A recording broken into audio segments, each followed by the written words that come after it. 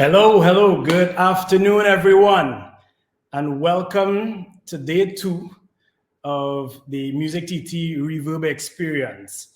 My name is Brevard Nelson, and I have the pleasure of hosting this particular panel today, which is focused on the social currency. Today, I'll be moderating a distinguished panel of professionals in a discussion about the social currency. And, prior to the global pandemic, we were already living in an era of a hyper-connected consumer, surrounded pretty much by always-on digital devices. And the pandemic has really just accelerated technological product offerings and adoption of consumers to these different platforms, especially those who might have been hesitant before or laggards. As artists, entertainers, DJs, it is critical now more than ever to understand how to use the right channels to reach and engage your fan base and even explore new markets. Technology has shattered geographical boundaries and borders, so everyone in the world can pretty much be your potential fan or follower. You just need to create your own strategy and carve your niche. We can go as far back as the early 2000s, where artists like Justin Bieber and The Weeknd were discovered on YouTube, and even Adele and One Republic, who uploaded their songs on MySpace. However, today, throwing up a video showcasing your talent is not enough. What gives you the edge is an understanding of the platform data, insights, and how the algorithms behind the various channels work. This can be the difference between your content being recommended next in a playlist or going viral or not. So here today to tell us how you can improve your social currency is my distinguished panel. And I'll introduce them to you one by one, and we'll get into a discussion about the social currency. Today I have Stacey Nurse, who's a TV producer and founder of Rosemond Academy. And for the last 7 years, she's been working with young talent, including up-and-coming artists, to really assist them in developing their craft, vocal training, performance training, dancing, performing arts, presence on the stage, etc. And she's dedicated to continuing her work with these young artists and help them build stronger platforms to bridge the gap between international, labels, etc., and our talent here. Also today, we have Charlian Sincere. Now, Charlian is a digital marketer and also a social impact strategist, if you will. And she even considers herself a data junkie as well, right? But she has a passion for developing content that translates into beautiful stories across digital platforms. And that's something that has been important for you as entertainers as you go out into the social world and building your social currency. She's also a founder of a nonprofit organization that teaches girls how to own their voice and create lasting change in their communities. We also have Kandyss Trancoso, who's a serial entrepreneur. She started her very first business at the age of 17. And her businesses include Finroot, which is a fintech company, Royal Link, which you'll hear more about, and what she would have done while at Royal Link, including managing the digital assets for Nyla Blackman, right? In addition, she's also, in her work with OOS Global, she has overseen product design and development of different software applications for companies like Shift.tt and PropSnoop.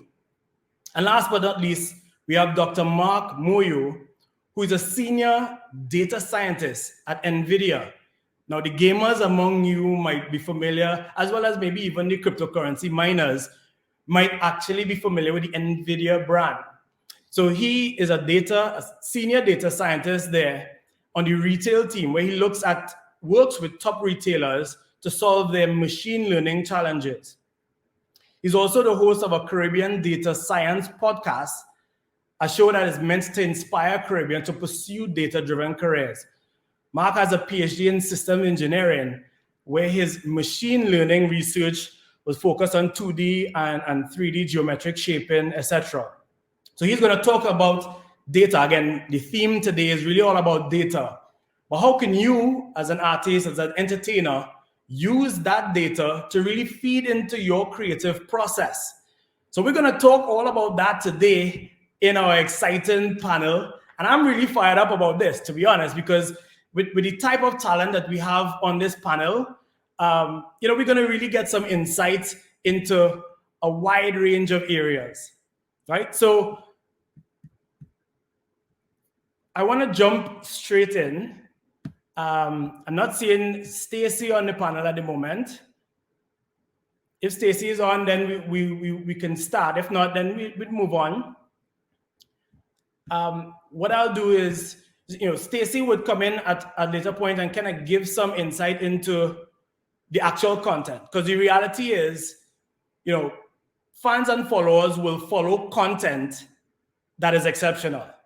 You can't just throw up any and everything in and around on your different platforms and really expect people to follow, right? You have to really work on your craft, hone in on your skill, and ensure that your content is in fact exceptional and people will want to consume it, right? But once you do that and you ensure that you perfect your craft, we know, as I said before, that just having a good video or a good voice in this day and age is not enough, right? You need something else to set you apart from everyone else, from the clutter.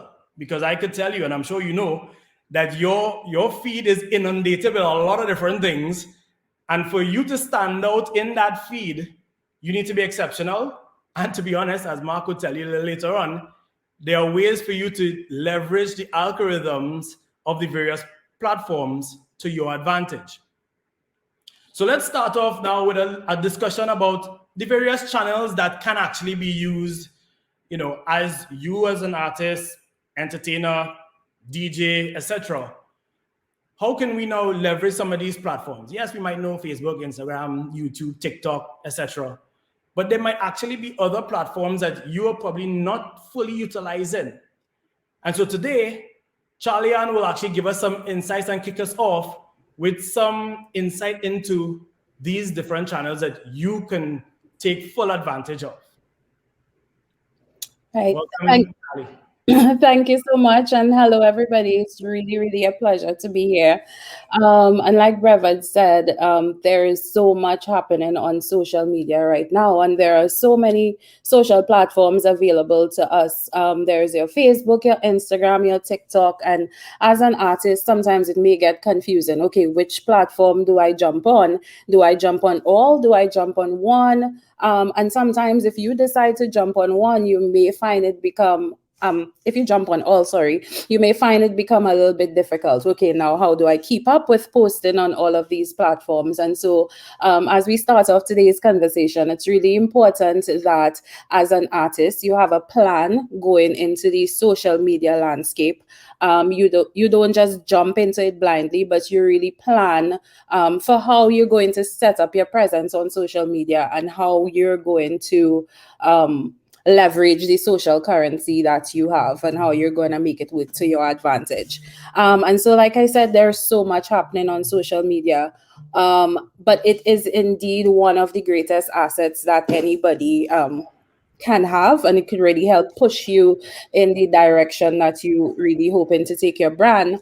And I think when we look at persons who've blown up in the industry, I think one perfect example that comes to mind is Lil Nas X and how he really utilized social platforms to make him go viral and of course create an amazing career for himself. He used TikTok and Twitter to catapult his song Old Town Road. And the content that he put out in the months leading up to him actually blowing up, it's really an interesting case study to watch. And when you guys have time, you can probably do some research on that.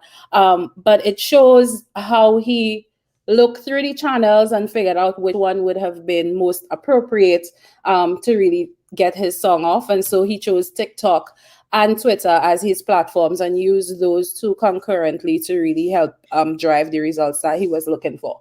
So, like Brevard said, we're talking about some of the channels available to you. And I know that majority of them are pretty familiar. We have profiles on most of them, and that is your Facebook, your Instagram.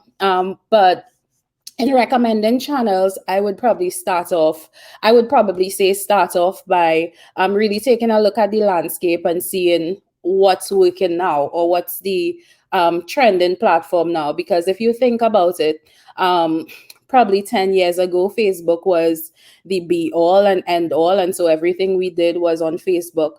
But there are social media, or that's just social media channels that are coming up that have quickly surpassed Facebook and even what it can do for us.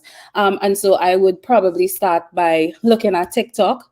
And the reason why TikTok is on the top of my list right now is because TikTok has a really great algorithm, and one that is kind of skewed towards taking you viral. And so this one, as opposed to Facebook and Instagram, I would say provide a really, really good opportunity for musicians, especially to really get ahead of the competition and really get out there. It provides you with opportunity to create short, engaging content. And like I said, it's probably one of the better ones for going viral. But then we'll talk about algorithms a little later down. And so it provides opportunity for your content to get shared. And through people utilizing your sounds to make videos, it creates an opportunity for that to go viral. My second platform would be YouTube. Of course, it's still the #1 video sharing platform on the internet, and it's also the second most popular search engine in the world. And so if you're not yet on YouTube, then friend, you're missing out.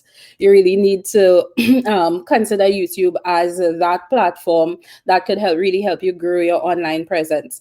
And we can't ignore how important it is to continue posting videos to your platform. It may not be an original single, but like someone in the previous panel was saying when I jumped in, your online presence is important, and really showing up and being your authentic self on social media is really, really important, because it's not just about always posting a video just to say you posted a video, but it's more about how you help create connections with your audience, because neuromarketing tells us that people are 22 more times likely to remember a story than they are likely to remember just random facts that you give them. And so it's important when you considering posting on all these platforms, if I might add, that you really show up as your authentic self and you don't just post for posting's sake.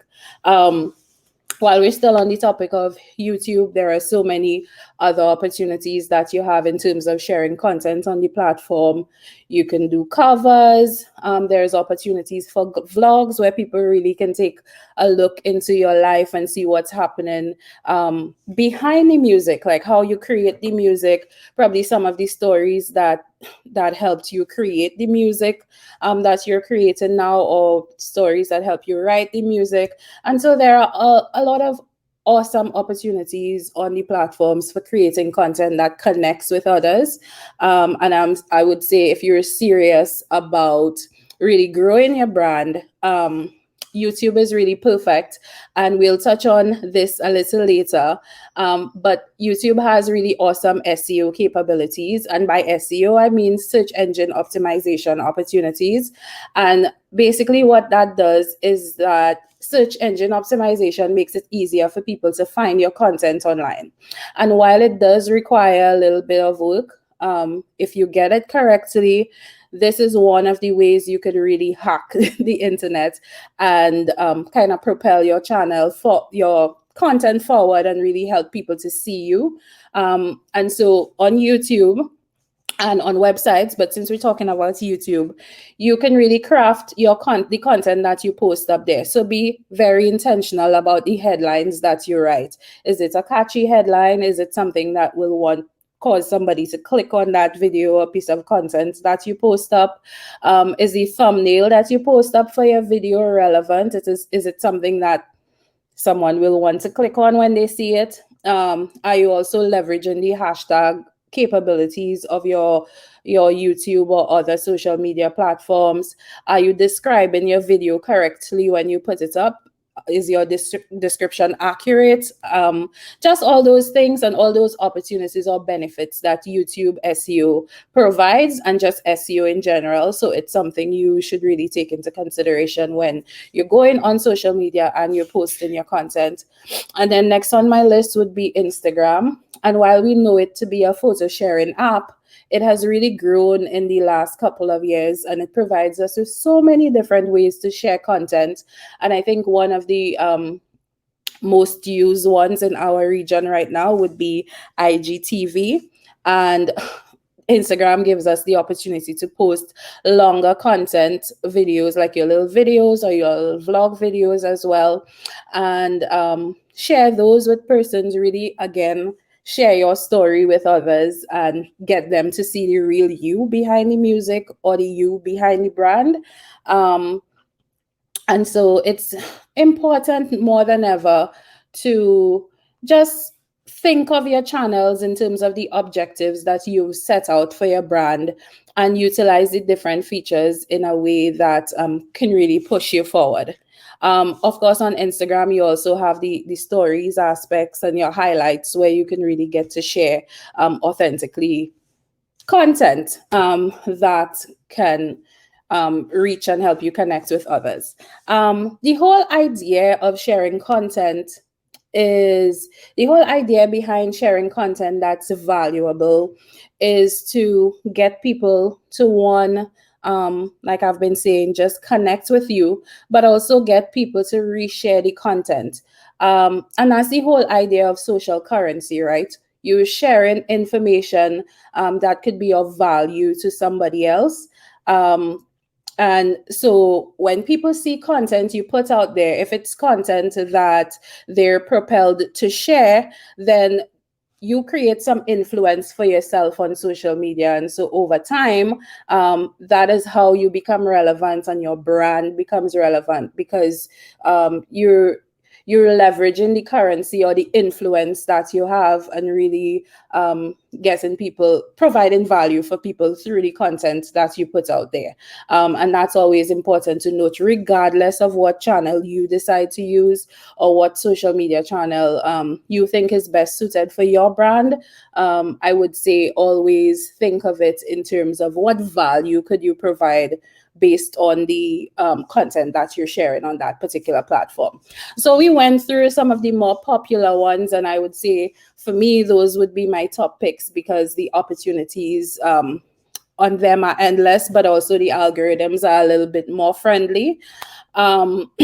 And some other platforms that I would just like to briefly mention, which you can consider if you haven't considered them as yet. The first of this being Twitch. I recently learned about it, and I think it's a really awesome platform, and it could be of benefit to just not musicians, but also gamers and that community in general. But it allows you to stream your content and really place it in front of a wider audience. And by wider audience, we're not just talking about an international audience. We're also a local audience, sorry. We're also talking about an international audience that could possibly come across your content and create those opportunities for you. So Twitch would be one of them. There is also Reverb Nation, and you can consider that one if you're looking to get noticed by other musicians, labels, or brands. I would say this is a really great place to start, as it will allow you to network with other professionals in the music industry. And I'll just end on this one, which I think many of you may know. It is SoundCloud, and that one can allow you to share music with your friends, your fans and family. And because it's quite popular, it could easily increase your chances of being found by other industry professionals.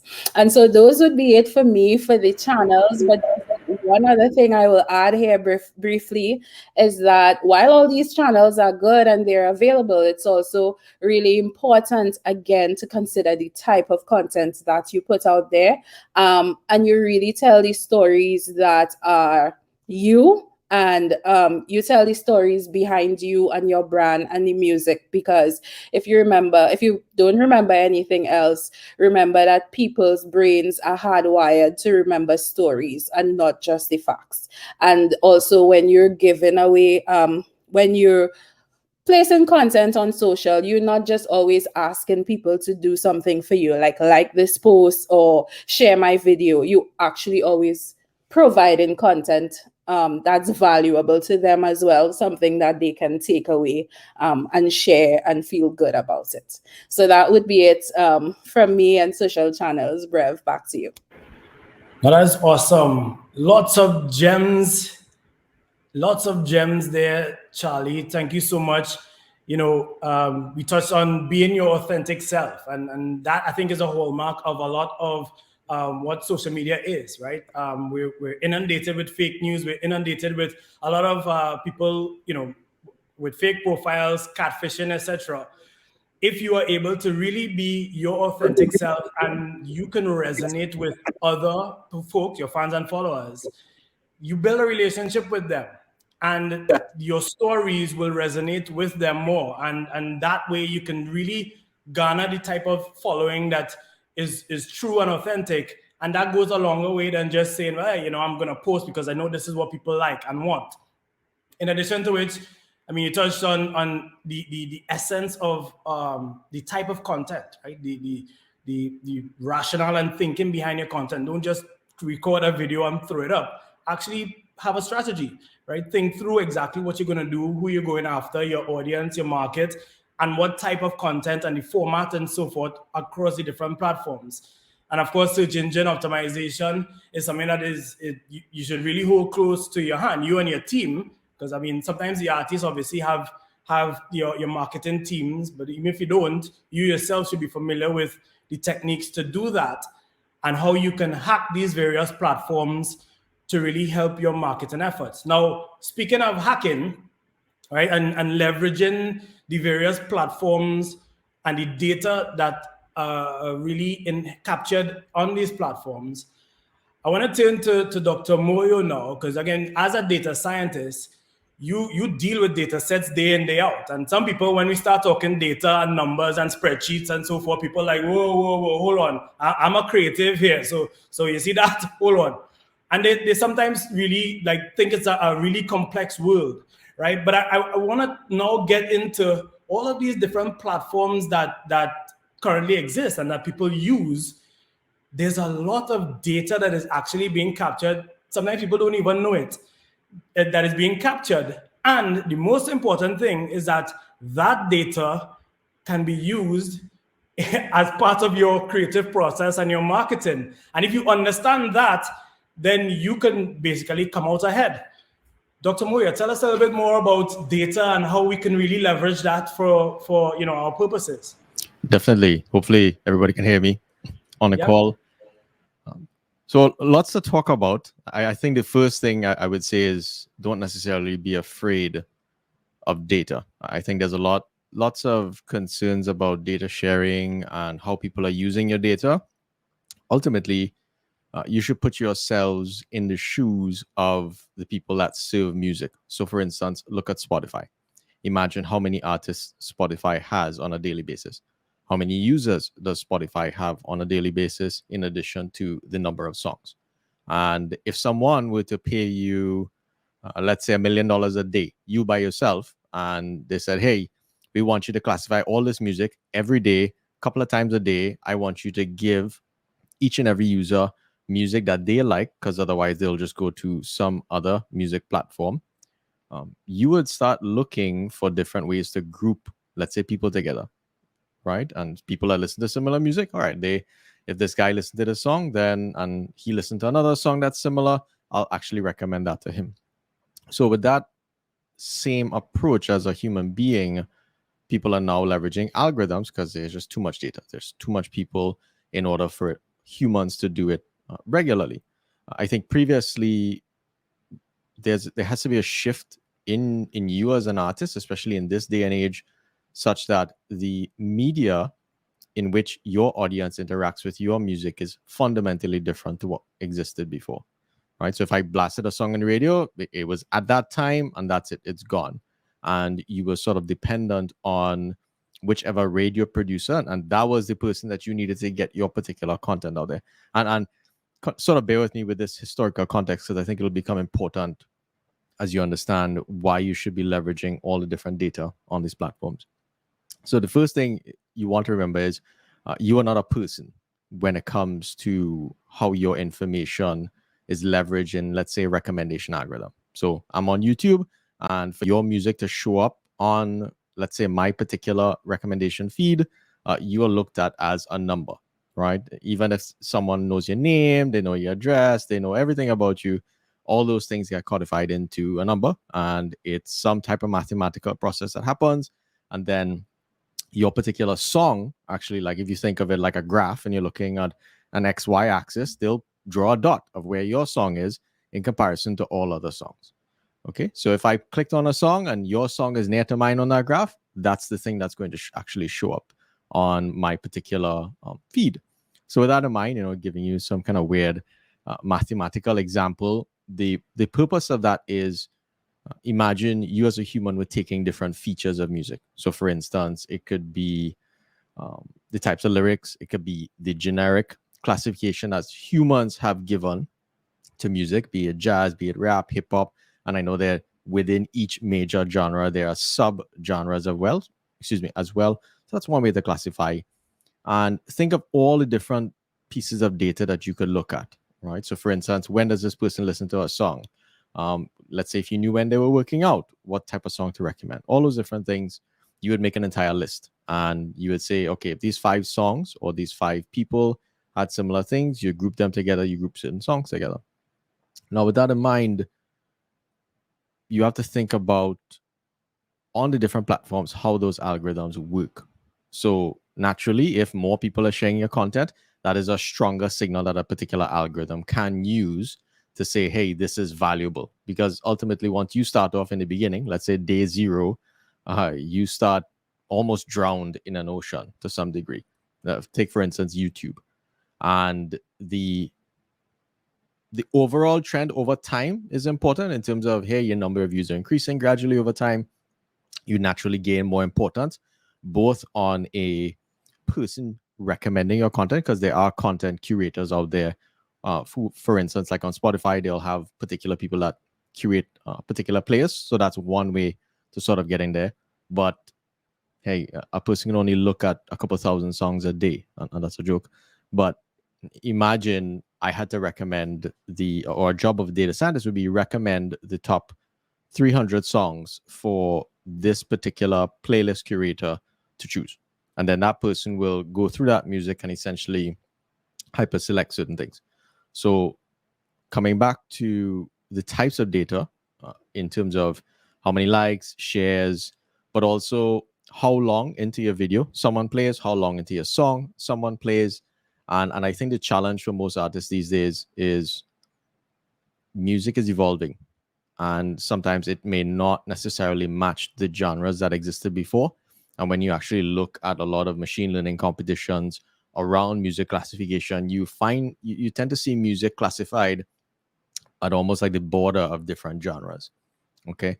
And with that in mind, thinking about how many different genres that humans know does my music actually touch? And for instance, your one song that you might make might touch 5 different genres. A different song that you make might touch 2 genres. So now let's say in total, you only touched 5 genres. So now you as an artist, when I look at you as a data scientist, as an artist, I'd be like, oh, they touch 5 genres of music, right? Versus 2. On this song, they touch 5. This song, they touch 2. In total, they touch the same overall 5. So now I've found different ways to sort of filter you out for my users. And let me see. TikTok is quite interesting if you think about it from a machine learning perspective. Imagine TikTok without music. What it would be like. It would be a very weird experience, right? And the way that algorithms work, they can work on text data. So for instance, I can classify music by lyrics. I can just take all the lyrics. I don't know any of the melody, nothing like that, and group music together. then now you can actually embed music. So the actual sound waves themselves, you cluster those together, and that gives you a different level of grouping people together. So you want to find your way, or excuse me, you want to find the way that you can best relate yourself to someone or something that is popular. So in recommendation marketing, and this is something that you see a lot more coming forward versus, hey, I'm me, look at me. No, you actually just want to be the next thing that comes out from someone who's popular, right? So I just watched one of the most popular videos on YouTube. If you could be the next one that's recommended, you're golden. That increases your chances. So thinking about, in my opinion, that's a stronger strategy to sort of work towards getting there. And essentially, the more data that you end up giving platforms, not obviously sort of more your personal things, but the more dimensions that you give them in order to classify you, definitely helps you in the long run. And ultimately, you live in a graph. When, for instance, you're on LinkedIn or you're on Twitter, you're on Facebook, they have big graphs of how people are connected. And they leverage those graphs to say, hey, this song should be showed to this particular person. But also in the space of music, when it comes to songs themselves, this is kind of how that particular song is related to all other songs. And the other thing I want to sort of open your mind to is there is how people associate your music to other music, and that is driven by humans. And without users listening to your music and those particular platforms looking at the 10 songs one person listened to, the 5 songs another person listened to, and your songs appearing in both of them, that's now a connection that they can draw richer associations from. So that's why it's super important for you to get more and more views and more listens. It's not only you have 10 million likes. Oh, that's great. What you actually done is, you have 10 million different sets of associations that you can now make, if that makes sense. And I think the last one I'll hold off for as we get into later. Video algorithms are becoming a lot more sophisticated, such that you can cluster videos based off the actual content in the video. So you might just take all the images, no sound whatsoever, and then group videos together. So as you start thinking of music videos, that's another way. If you have a music video that's kind of similar imagery and whatnot, YouTube and the bigger platforms are incorporating more and more features into making this decision. So the last part, previously people could game search engine optimization, let's say, by keywords. Same title, similar title, content, the number of times something is repeated. That's not necessarily the strongest signal that you'll see coming up, let's say, in the next 5 years. The algorithms that are running behind the scenes are a lot more abstract, and they feed on a lot more data than typical like keyword matching. So I'll pause there and give it back to you, Brevard. Awesome. Thank you so much, Mark. And listen, if the little mind blown emoji would pop up there, I'll tell you, like, I love this area so much because the technology continues to advance, right? And then you talked about really using the data to raise your game, right? The thing that came to mind is, like, I know in other industries, companies and brands actually have to retain a data analyst or data scientist on their team to now parse through data sets and go through all of this data to make sense of it, analyze it, and help them with their marketing. Do you think that, like, at least where we're at now and the level of sophistication of the platforms that exist now, like, do the artists need to now retain a data scientist to be part of their team, or is it something that it's simple enough to be able to understand and really, like, hack into it as a start, at least?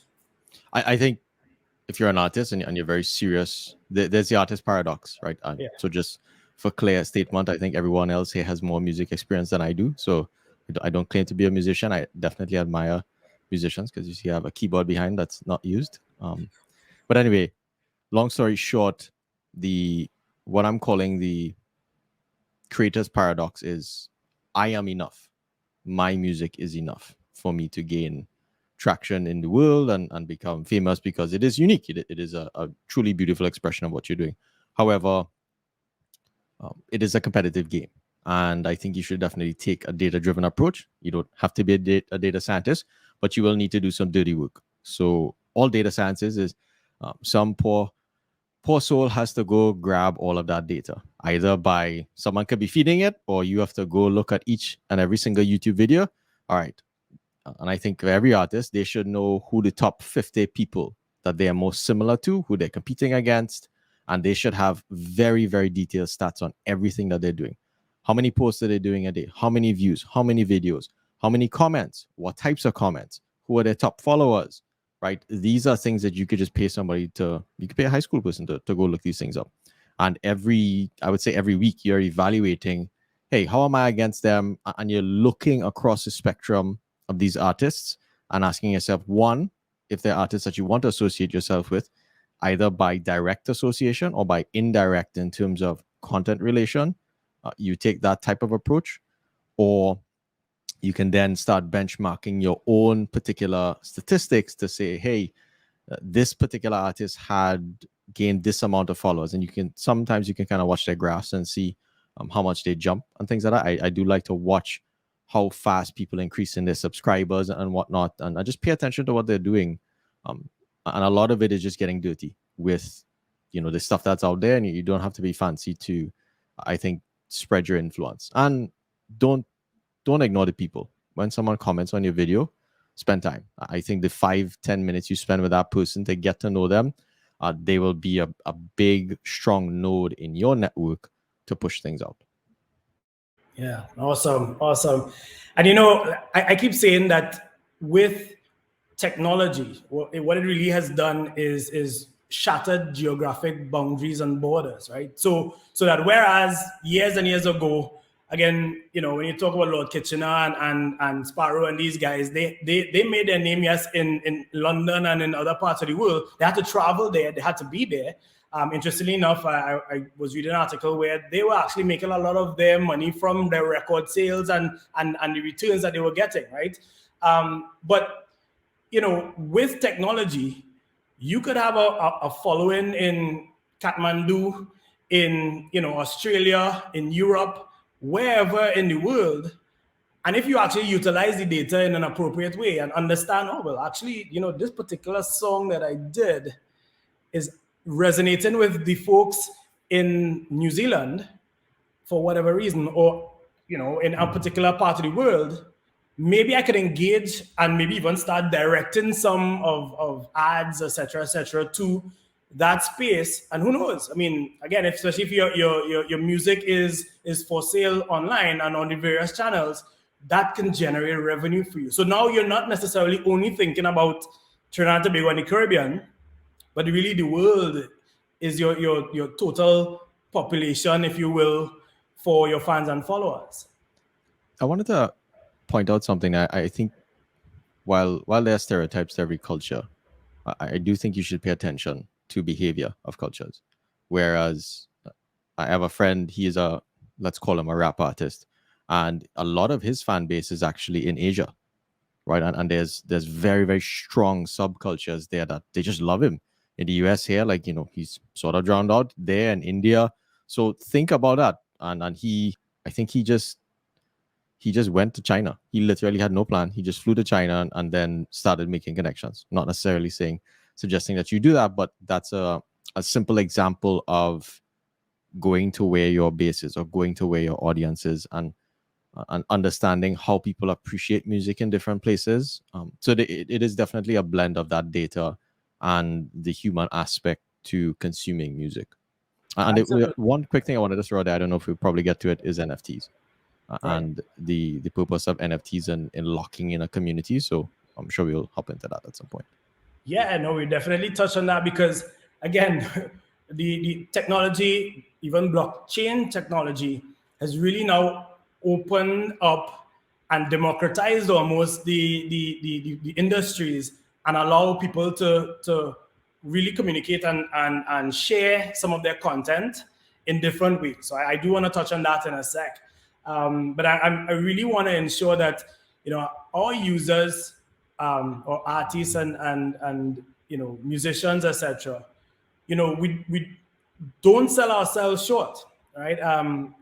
we can utilize the technology and these hacking tips, etc. I mean, we're just touching the iceberg here, but really utilize this to outflank some of the global brands and become famous and go viral yourself, right? And as Dr. Moyou said, if you could come as a recommended next play after a Justin Bieber, Rihanna, or insert top 100 artists, well, you could grow your audience in that space. So these are the things that you need to be mindful of, even though, yes, you're fully immersed in your creative process, but you do need to think about and surround yourself with people who understand this space and are able to catapult you into the global stage and the global realm to be successful, right? And so following from that,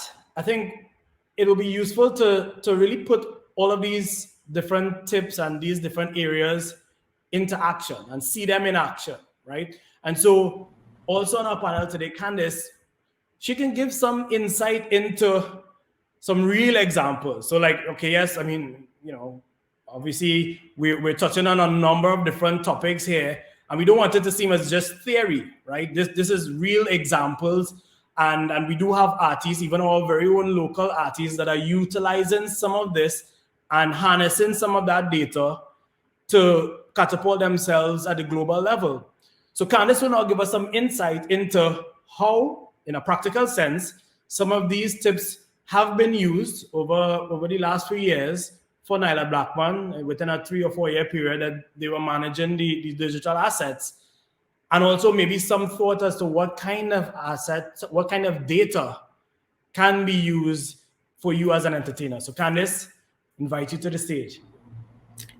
Thank you so much. I'm going to make sure that you can hear me properly here.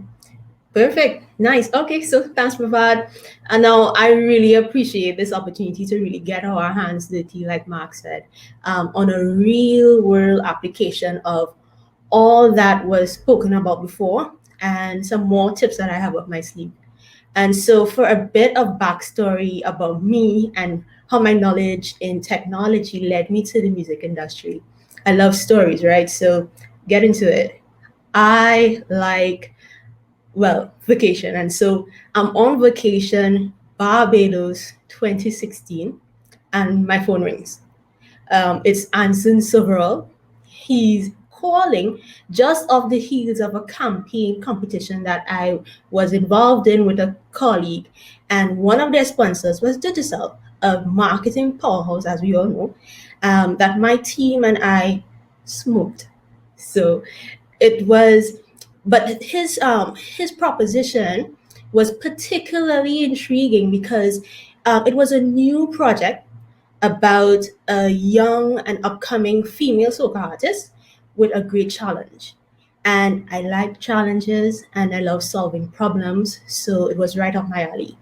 And now the problem was her following was relatively small at the time, approximately 2,500 on IG, and I think it was like about or 2,500 on Facebook and 5,000 on IG, or thereabouts.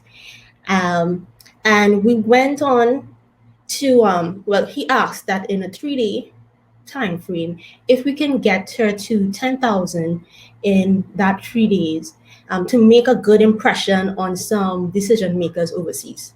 And so by the 3rd day, we surpassed the goal, reaching 20,000 on IG and 200% increase following on an engagement on all the other platforms.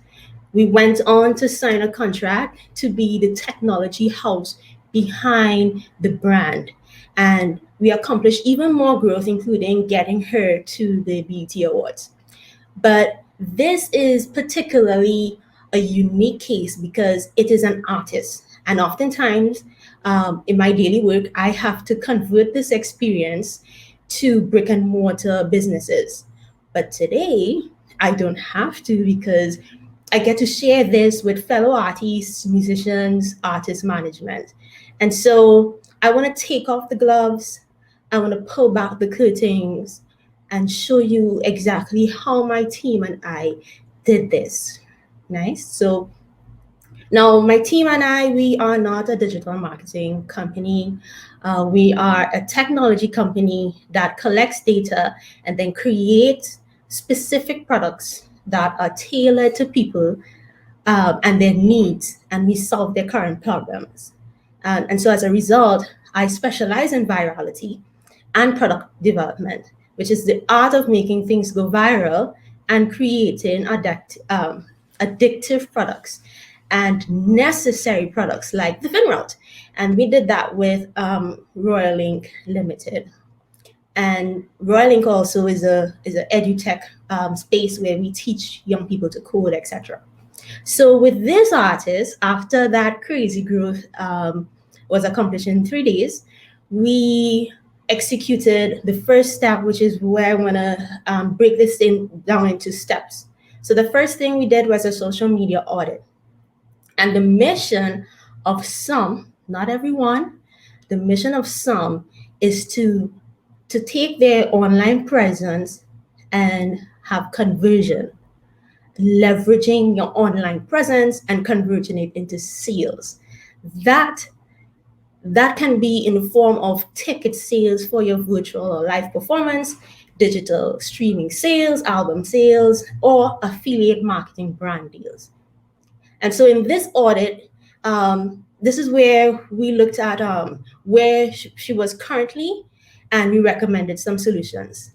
We have, like on the panel, we would have spoken about things that would run in the back of our mind while conducting this audit. So for example, trying to identify the ideal client or follower, understanding the audience, and the art of storytelling, and what messages you're sending out, and if you're taking advantage of the algorithm and your position, like Mark said, against artists, and they are your competitors now, if we look at it in this frame, and so we could estimate your propensity to grow. So we are collecting all this information on your current following in this audit, and we are comparing it to your competitors and your competitors' followers. You go, and so this is what I want you to do. You're gonna look for your followers' age. You don't have to be too specific because there really isn't much difference between a 24-year-old or a 27-year-old. So you get an idea of your age, their location as it pertains to their time zone, the language, assuming that they're not speaking a different language, and if they are, it's good information to know. Their spending power and their patterns. How much money do this current audience that you have, how much money do they have to spend? How do they approach purchasing? What's their price category? Do they have a specific financial concern? That kind of thing. You look also at their interest. So the things that they like and the things that they engage and interact with online, that's what you're capturing as well. So besides listening to your music, what else are they interested in? What's their favorite TV show? What movies do they watch? What other businesses do they interact with? And finally, the stage of life that they're in. Is this audience college students? Are they new parents? Are they parents of teenagers? Are they retirees? All these things are very important. So we take this and we carry it now. So that's the audit. And well, part of the audit. The other part of the audit is the competitive analysis.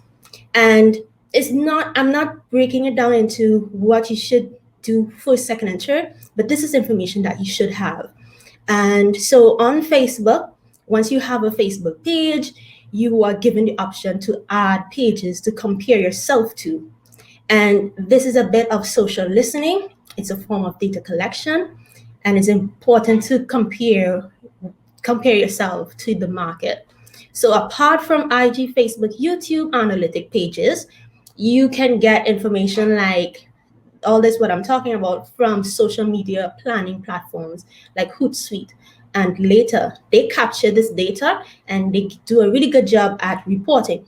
So I don't know. So if you remember in the beginning of my story, I mentioned that we smoked a particular very red telecommunication company in a marketing campaign. And we did that from a personal Facebook account, battling the influence of persons like Cass and Nikki Crosby at the time. And we did that by mobilizing people. Today, we're talking about data, and Mark mentioned that the data of the people is usually turned into numbers.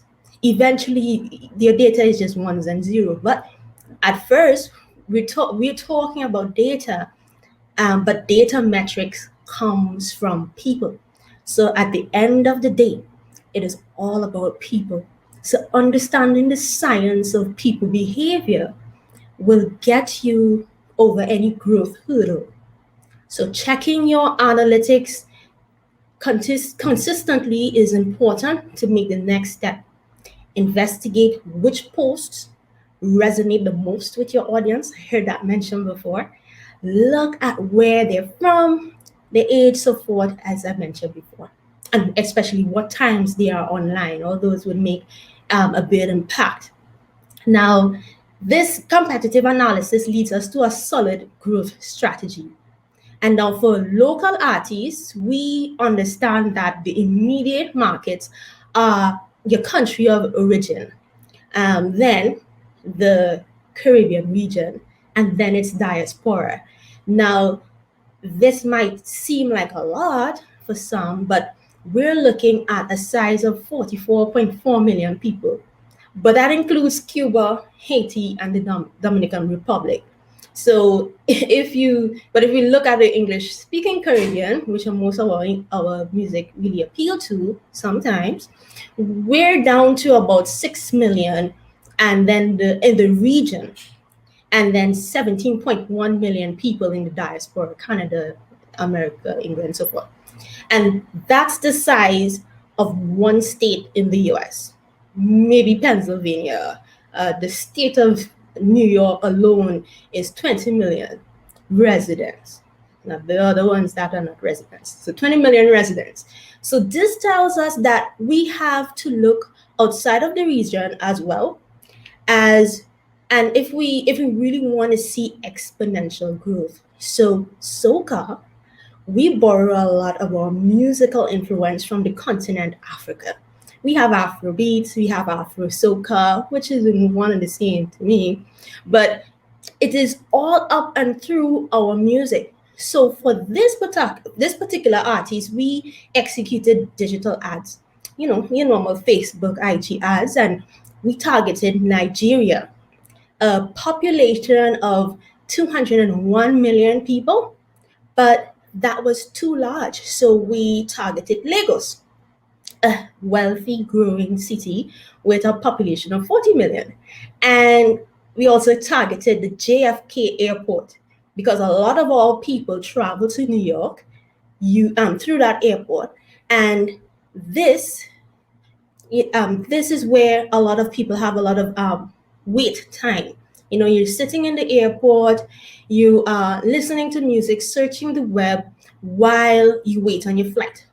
And so once you're there in that airport, you should at least see our ad for our artists at least once.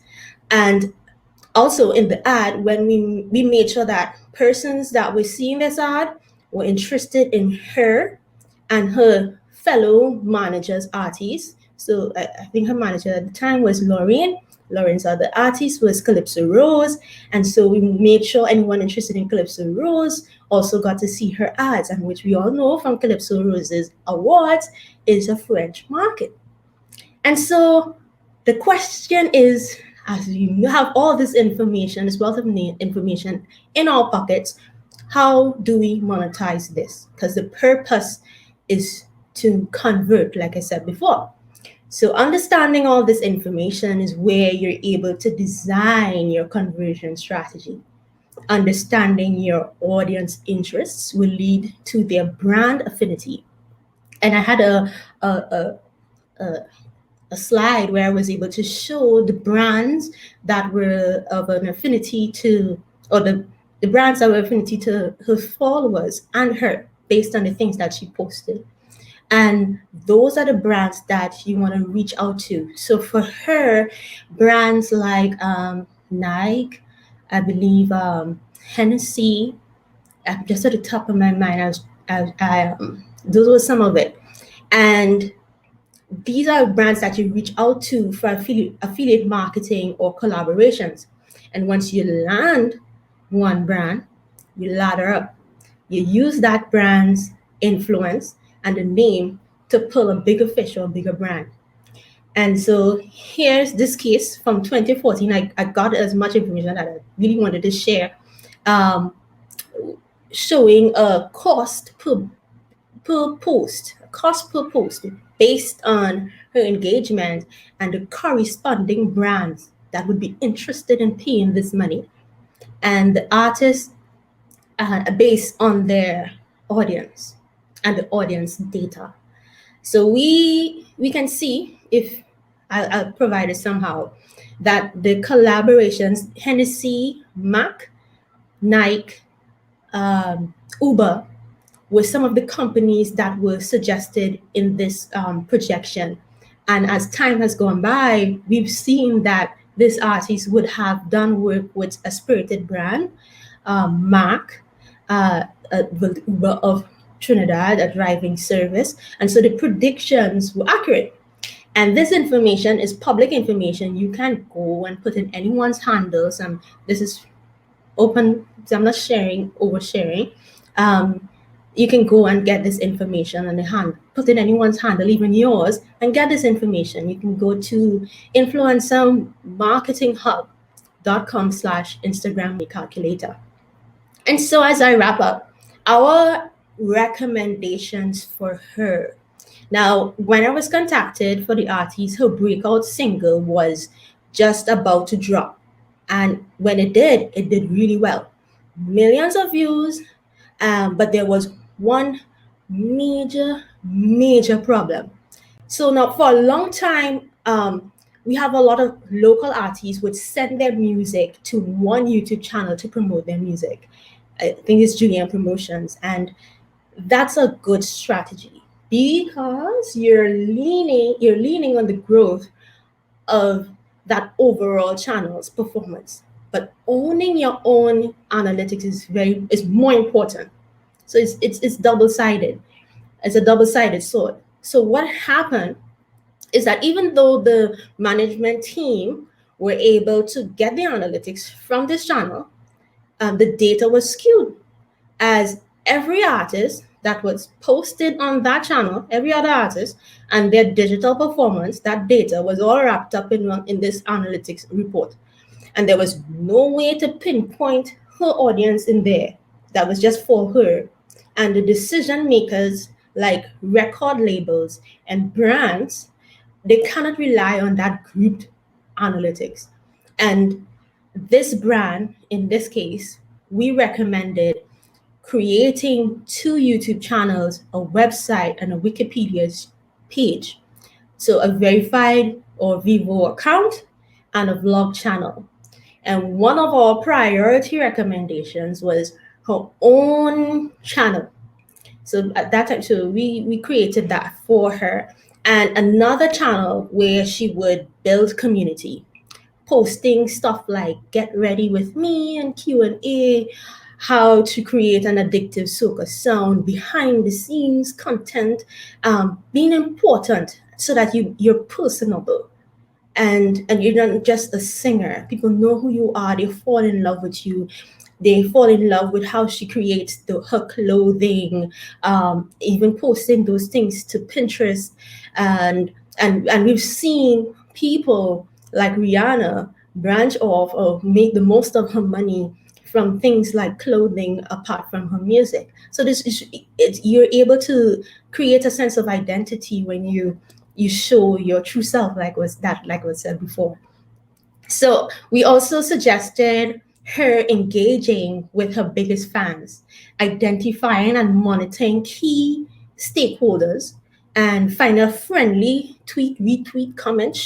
It really shows that you're listening to them. And in turn, these key influencers or micro influencers, they just might start listening to the music, and they become advocates for your brand, and a sense of personal ambassadorship, so to speak, is formed. And so I'll touch briefly on the importance of the website and Wikipedia page. I've noticed that a lot of local artists don't have websites. I don't know why, but this is where you get into some of your yummy SEO.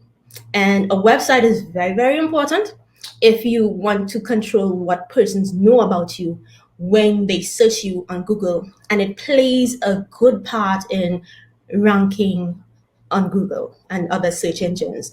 I recommend, if you have even a one-pager website, just as a basic landing page with links to your music distribution and the option for visitors to sign in or sign up for exclusive content or a newsletter. That will also allow you to personally email them, and that type of information is very of high value, the email addresses. And at the footer of your website, you can place a link to your media or your press kit and contacts, so persons can do more interviews about you and put out information. So using another key, one little extra tip, using keywords and keywords on your website. Make sure that you are in the search results for anything related to your music genre and anything trending in culture. In the beginning of my story, I said, get into it. It's a phrase that a lot of people use when they want persons to get excited or really come in close to your presentation or what you have to say. And we've seen persons like Doja Cat. She has a whole sound called "Get Into It," and then she just put "yeah" in the brackets. And so anytime you search that, she comes up, which is a popular phrase in their culture. So you use these types of keywords, you use these types of phrases, and place them also in the lyrics of your music. So when anyone searches these phrases or words, your music comes up in the results. And you see your music is posted online, your lyrics posted online, like on websites like socawords.com, and you can even post, and that will really increase your song's visibility and your music. And if you're looking for how to increase your SEO and really take advantage of things, you can look at Moz Pro and check out for search words and keywords. Moz Pro, screamingfrog.co.uk is a good crawler, and really take advantage of those search engines. And finally, all these things put together, plus your talent, your drive, your discipline, attending programs and conferences like this on MusicTT, and reading, because the leaders are the readers. The readers are the leaders. In any area, consistency is key.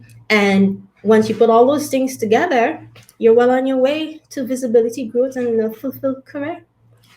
At taking advantage of all these data and tips. So that's all I have for you guys. Back to you, Brevard. Awesome. Thank you so much, Candice. I'm listening to all of my panelists today, and I hope people are taking notes, because there are a lot of gems in here, and to be honest, there's so much more. We can't fit it in the time frame that we have, and in each area we could actually go deep in each discipline and each area to really help each of the entertainers, etc. That may even be a separate workshop by itself, MusicTT. So but thank you so much, Candice. I do like how you broke down the numbers across the various pockets of the Caribbean diaspora, because sometimes people only think about their existing market. And sometimes, yes, they think about the diaspora, but they really just think about it as well, your aunts and your uncles or whatever there, and who you might be connected to. But when you really think about the aggregate number of people that could potentially be your fans and followers in those spaces, and you add that up, you start looking at a sizable amount that can be monetized to your benefit, right? And I think that is something that, we know inherently, yes. But if you're thinking through your strategy to ensure that you're marketing yourself, you need to ensure that like you're systematically working through those numbers and the data to get to that point. And I also like the fact that, you touched on various digital assets that you need to have in your arsenal to be successful, right? And touching a little bit on the work that is required behind the scenes to really build your social currency, because, most times people see the finished article and they say, oh, well, yeah, that might be easy, right? I remember Alicia Keys in her Grammy acceptance speech, she said, look, I'm receiving the award for the best new artist, but she's been in the game for 10 years, right? Nobody sees that 10 years of hard work, but you see the brand new artist, wow, she's fantastic. It's the same thing. If you put in the work, particularly with respect to digital and feeding that into your marketing efforts, then you're going to reap the rewards. But you have to put in the work, right? And so I want to touch just on that last point in terms of a bit more on the optimization process. So, okay, you tap into all of this data, you get it, you analyze it, hopefully with some help or maybe even with on your own. How do you now take that and really now loop that back into your creative process? I'll start with Candice and just kind of touch on how you would have taken that data now and working with the management team of Nyla, etc., and taken this data that you're seeing and some of the trends, and you're seeing the needle moving on some of these different variables. How are you now saying, well, actually, it might be good to do this, optimize here, tweak, to really reap the rewards? Okay, well, it's really important that you have a good relationship with management. And so for us, we had a good relationship. And it's even why I love talking about this case. And because you're going to have a bit of tug and pull with creatives, with a tech company saying, oh, this is what is happening here, talk about this, or this is trending, get on that. Even connecting with other influencers. So a lot of our recommendations were to message or to get in contact with persons like Ato Bolden, Latoya Forever, Cardi B. Even when she came here, it was just around that time. But the more you're able to break it down simply, and you have a sit down with the artist, it's easier for them to understand, because we are aware that it's not something that they're too much involved in, especially when you talk about SEO and all. Like, no one really wants to do that. So it really, you really need to really break it down, and not let it be too sciencey. There isn't much more I could talk about when it comes to SEO, especially. Except for really taking advantage of your lyrics on certain platforms, making sure that you're in a lot of articles being done, your website, your Wikipedia page, using keywords on your content, optimizing your videos, optimizing your images. Everything is optimized when we're done. It's the full package, including the smallest picture, has to be optimized. Awesome. Yeah, so don't walk in with charts and graphs and a bunch of data and say, hey, well, we're seeing this, we're seeing that. Okay, fine.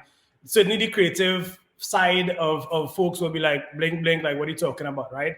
The left brain side of me is like, yeah, but look at the chart, right? So I get that. And I think it's important, as you said, to have the relationship with management and that trust, right? They need to know and understand that, okay, yeah, I mean, numbers and data is irrefutable, I think. And, once you have that relationship and understand the symbiotic relationship that is supposed to exist between the data and even you as a creative, that really augurs well for you, right? And so, Charlie, I want to touch now on, the importance of personas, right? No, the reality is that we talk a little bit about it. You need to know your audience, right? But sometimes people really just come at the surface of personas. Like, well, I like people living in the diaspora and people like my uncle and aunts and so on. Like, talk to us a little bit about the importance of personas and how deep people need to actually get when we're talking about understanding your market and the segment that you're going after, particularly when you're starting to target them for, whether it's ads or even serving up your content? Yes, sure, Brev. And I think Candice touched a bit on it, and I kind of touched a bit on that as well in my presentation earlier, when I talked about having a plan before you actually jump into content creation. And part of that plan really involves having personas for your brand, or like Brev would have just said, knowing exactly who you're targeting. And so one interesting thing that we always do when we work with our digital marketing clients is, before we jump in, we help them understand who exactly they're speaking to. And Candice would have touched on it. You knowing exactly who you're speaking to doesn't just mean I'm speaking to people 25 to 30 year old, to 25 to 34. Yeah, that age group, 24 to 34-year-olds. You need to drill deep into who they are, what are some of their likes, what are some of their dislikes, what are some general interests that they may have, where do they live, what exactly are they looking for when they're searching online, what type of content that they're looking for, probably what their occupation would look like, really drilling into who your ideal persona would be. And what's really helpful is if you think of that persona as a person and not necessarily a group of people. So for example, your ideal person, or the ideal persona who you're creating music for, may very well be, let's say it's a Judy. We give her a name. So Judy may be within the 25 to 34-year-old age group. Judy may be employed, let's say, at a government ministry. So she may be working waterfront, Port of Spain. Judy travels to work every day, so she takes the bus, and as part of that routine, she likes to listen to music, so she signed up for Apple Music, and she has a playlist. And Judy has a particular interest type. Judy has habits when it comes to scrolling the internet and that type of thing. So knowing exactly who your personas are and who you're creating content for, or who you ultimately want to target, is very important, because it will help you speak more directly to those people. And it doesn't just apply to the music you create. It also applies to the type of content that you put out there. So even though it's just the content you use to update your social media pages, you think in terms of who your ideal personas are, and you write or create those pieces of content speaking directly to those persons. Having content personas really help in terms of advertising as well, because the beauty about our social media platforms and running ads is that it allows you to target those persons that you want to target. So you can drill it down to the finest detail, and that's really the beauty about it. So again, content personas are really, really important, and knowing them and creating them before you jump into social media or before you jump into ad creation is really crucial, and that can really help you reach the audience that you're trying to reach. Awesome. And you can never get too detailed when it comes to the personas, right? Everything from, yes, you have your demographic, your income brackets, etc., but you could drill down to like habits and practices and lifestyle, etc. And the more granular you get, the better you're able to target groups. And more importantly, the more that this particular persona on this audience will feel that you understand them, you like them, your content resonates with them, because you're now actually creating content that they are interested in, that really resonates with them, right? And it's important to go through that exercise and not leave it at the very generic, broad, vague level. So thanks a lot, Charlie, and for that tip. And I think, in closing, I want to also come back to something that we started discussing a bit earlier, Mark, with the advent of blockchain technology, right? This opens up a number of avenues now for the level of peer-to-peer interaction for artists, for entertainers, etc. I think there's another panel on in this conference that goes deeper into NFTs and blockchains. But I want to touch on it here because some years ago I was actually just looking into the various channels, and I saw Music Coin, for example, which is an example of a decentralized peer-to-peer platform that is running on blockchain that allows artists to upload their content and their music, and even allow them to generate a revenue, right? And so, and of course now within the last year and a half to 2 years, we've seen NFTs, right? And a lot of artists creating content and sharing. I mean, to the point where we had one artist selling his pixel mosaic for like $70 million, right? I mean, look, if I could do something and put that up for sale and make that kind of money, I mean, that we would all be sitting nice, right? But how could we now leverage these platforms and maybe even utilize that to our benefit, particularly for the artists and the musicians? Yeah, I think one thing I wanted to touch on, let's start with that $69 million piece of art that got sold. And the guy that purchased it, if you listen to his interview, he was asked, why did you purchase a $69 million piece of art?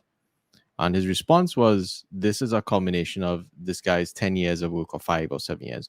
Every day, this person put out a very, beautiful, intricate piece of art. And that final mosaic was a very, very high resolution collage of all of his work, right? So that person was actually purchasing that artist's true body of work, not necessarily only a single song. But in addition, the true purpose that he purchased it for was to put it in a digital art gallery where that person is looking 5 to 10 years out, where people will be exploring things like the metaverse or whatever it'll be called at that particular point in time, where this notion of experience is fundamentally different to what we experience now. And I think that's another thing that artists today should be paying attention to. While you're trying to be rich today, you're trying to get popular today, 5 to 10 years, the way that people experience music, the breadth of emotions that people will experience from the media that they're interacting in is quite different. And so I definitely encourage people to think about that, right? And one of the cool things about at least NFTs, it's more of a fixture in terms of I can create a community. There are many different ways to create a community. That's one way to honor a community and sort of bound that community. And everybody who has this particular NFT gets rights to hear my first song, or gets to listen to me in the recording studio, or whatnot, right? So there's so many different ways that you can interact with your audience through privacy. I've seen things like private merch drops that only those people can then buy that particular merchandise, and then they can take it and resell it on the secondary market. So think about what is the next level of musical experience. If I go to a concert, will it be just me with 10,000 people around me? Or will I go there and I'm seeing somebody from China, I'm seeing somebody from Japan, I'm actually there and I'm experiencing music in a very different way. So that's one thing there. In addition, honoring the music as an art. So right now we listen to music, but there'll be algorithms that come out that will generate art based on music. So a big part about NFTs it's just an expression, right? And different people assign value to different pieces of art. So I just looked at some art that sold for a couple million, and this guy just took numbers and he took mathematical equations and visualized the patterns of numbers based off of it, right? And that was sort of his contribution. So just throwing some ideas out there in the future, like less than 5 years. Well, you could do it now, but it just takes a lot of work. In less than 5 years, you will be able to take your song and make some type of unique, interesting image out of it that someone will resonate with. So all of your fans. And to give the other panelists some time, two things that came to my mind. When you listen to music, you're doing something. Even if I'm sitting on a couch doing nothing, I am doing something. I'm sitting on a couch doing nothing. So definitely think about, when does someone listen to your music and what emotional state is it going to put them in? And the reason for recognizing that is the monitoring of the human experience or the human's physical state is going to become a lot more real time. So for instance, I don't know how many of you watch golf. Now when you watch golf, you can actually see a player's heart rate real time. So there are many different ways. So now I can see how nervous is this person, or is he excited? So you're using all these different biomarkers to indicate a particular person's state. So at some point, music platforms, they'll be able to subscribe to your actual, Fitbit, Apple Watch, whatever you use, and they'll monitor your heart rate. So they'll know if you're depressed, they can look at your weather, or is it gloomy? They'll know the temperature of your house. They'll be like, hey, you need to get pumped up to go out, right? They'll know your events. Think about that. That's the world that your music is going to lead people's lives. So yeah, just kind of wanted to put that one out there. There's lots of things coming in the music space that I think if you're in the Caribbean region, you think very forward about it from now, you'll have a great investment. And the last thing there is, don't forget about the small people. Everyone tries to go after the big person on YouTube. Let me connect with this big person. Go to the guy who just has like 3,000 followers, because he's working 10 million times harder than the guy who has 1 million followers. Not necessarily, but he wants to, or she wants to succeed as well. So don't forget about the small people. So awesome. Thank you so much to my entire panelists.